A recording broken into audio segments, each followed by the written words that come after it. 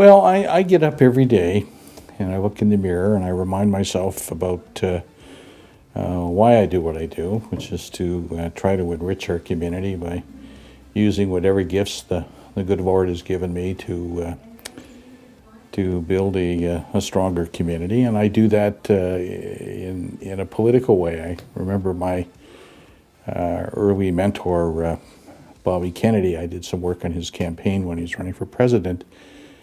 Once said to a group of us, if you want to change the world, don't get mad, don't get even, get elected.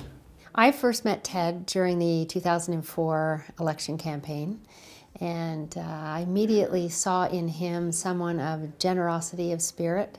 And the more I got to know him, the more I got to see him in action, the more I watched how people responded to Ted. And I saw him speak at public events.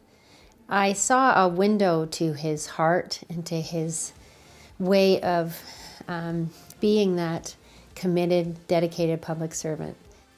Ted's gain was also Mohawk's gain because he fitted in perfectly to the social services program.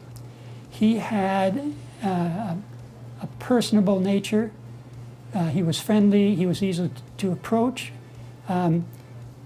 Intuitively, he seemed to know when to talk and when to listen.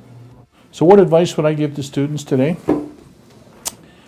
I would say don't be afraid to take a chance. There's a difference between risk-taking and risk management, but never shy away from a risk. People who say something is impossible are usually interrupted more often than not by somebody who's doing it.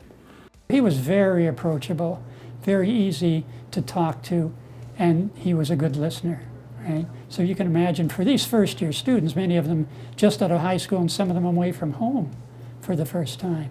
Yeah, he would be a confidant, right? Plus Ted always had a smile on his face. So it was always good to have him around. Yeah. He is who he is.